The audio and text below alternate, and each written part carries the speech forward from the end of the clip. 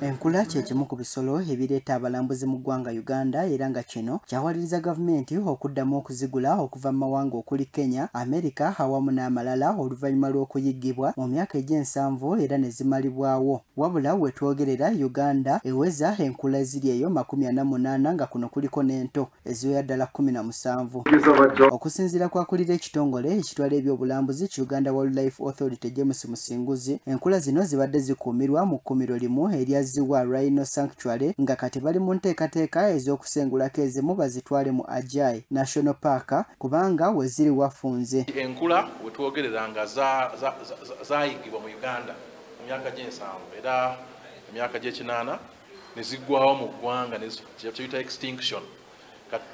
Gavumenti nekola obutaweera n'ezikomyawo mu Uganda era zaateekebwa ku Ziwa Rhino Sanctuary era nga zizadde katulinayo enkula 48. Wabula n'agamba batadde nnyo essira ku kumanyisa abantu nti za mugaso era obutaziyiganya kubanga ziyambako mu kutumbula ebyobulambuzi. Therefore it's very, very important as a core foundation to bring the community on board.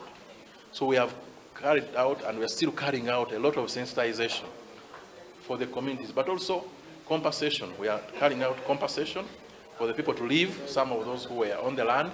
We are sensitizing them. Ekitongole kino era olunaku lwaleero kyanjudde n'enteekateeka ez'okutuuma enkula amannya n'ekigendererwa ekyokusonda ssente okubayambako mu kutumbula ebyobulambuzi awamu n'okusengula ensolo zino. As we engage the different stakeholders in the naming of the rhino, I will commit again to join my brother here as PCF with $5,000. My boss will contribute $10,000.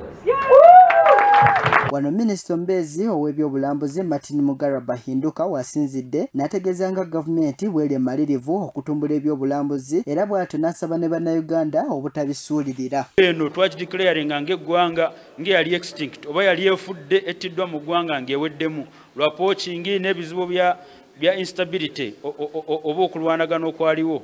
Ne twagala nnyo okweyanza gavumenti eya NRM bwe yajja neraba nti ekintu ky'okuzzaawo obutonde n'okukumira Abannayuganda ebisolo bino kintu kikulu nnyo era kye tuliko leero tucelebratinga abaali ku zero katulina enkola 48. Enteekateeka ezanjuddwa olunaku olwaleero ez'okutuuma enkula amannya zeetabiddwako ne Minisitule y'ebyobulambuzi, ssentebe w'ekibiina ekigatta kampuni ezirambuza abantu Sivitu Musiime, akulira ekibiina ekitaba ab'ebyobulambuzi Yogi Biriggwa awamu n'abalala nga zino zaakutongozebwa mu butongole omukulembeze w'eggwanga General Kaguta Museveni ng'ennaku z'omwezi 22 omwezi ogujja Nakasongola. Kitegeerekese nga bano bwe batunuulidde okusonda ssente eziri eyo mu bukadde 40 n'ekigendererwa ekyokwongera ku bungi bw'enkula zino. Ate byo n'okuzaala kwabyo nga bwe tujja okuwuliriza okuva eri abansinga okubeera tekiniko mbeera eyo bitwalako ebbanga okuzaala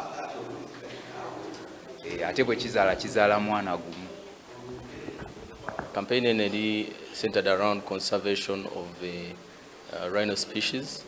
Is badly endangered for a while and twina gunda story nungi nnyo gyetusobola okusharinga. Charles Katamba ne Kanyesije Edwin be bakusakidde emboozi eno ku Lwagugudde TV agaguddewo.